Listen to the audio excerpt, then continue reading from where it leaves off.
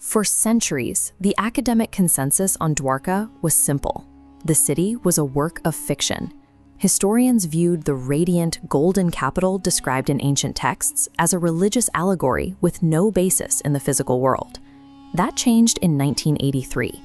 A team of marine archaeologists began exploring the seabed off the western coast of India, uncovering structural evidence that challenged the long-held assumption that Dwarka was a fairy tale. The Mahabharata claims the city was born out of a strategic necessity. Lord Krishna, seeking a sanctuary from relentless military campaigns, supposedly reclaimed a massive tract of land from the sea god to build a fortified capital. These ancient descriptions read like the blueprints of a modern metropolis. The texts detail a city organized on a geometric grid, featuring advanced drainage systems, massive commercial harbors, and thousands of palaces. But the narrative ends abruptly. The same texts that describe this architectural marvel state that it was swallowed by the Arabian Sea in a single day. Historians found the scale of Dwarka's urban planning and its sudden, total disappearance too unbelievable to accept as history, until physical structures began emerging from the silt. Before investigating the seabed, we have to look at the textual explanation for the city's fall. The mythology attributes the disaster to a series of curses. The first came from Queen Gandhari, who, grieving her sons killed in the Kurukshetra war, condemned Krishna's dynasty to turn on itself. A second curse followed, triggered by an arrogant prank.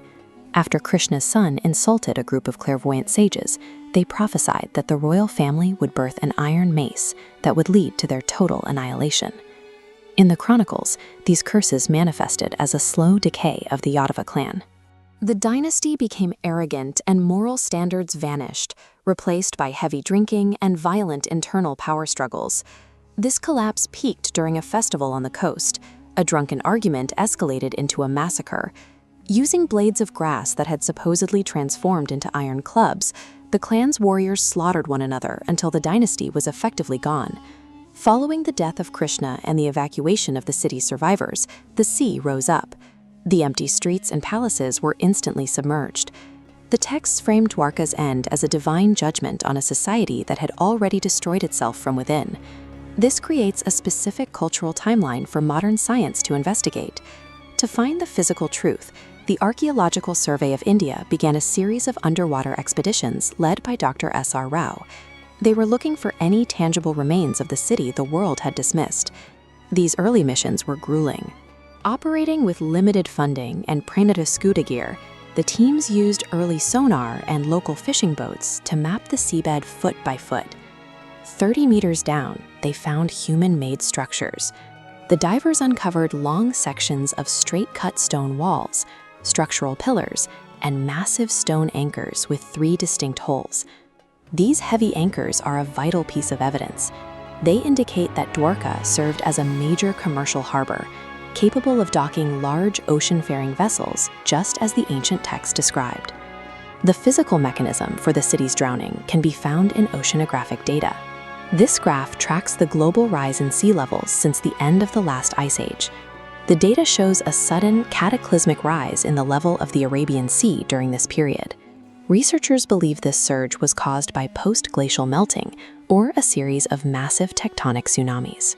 Carbon dating on the recovered pottery and artifacts places the ruins within the exact window of this documented geological upheaval. The ancient description of a sea god consuming the city aligns with a physical geological event. Rapidly rising sea levels turned a narrative into a submerged reality. The story of Dwarka represents a collision between human and environmental history. A society already weakened by internal conflict was erased from the map by a sudden rise in sea levels. This discovery suggests that the geographical descriptions in the Mahabharata were based on a tangible physical environment that actually existed off the Indian coast.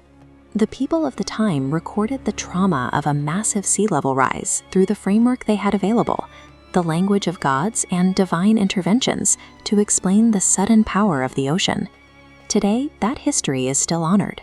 Coastal temples and modern national leaders continue to pay homage to the site, acknowledging the link between the living culture on land and the ruins on the seabed.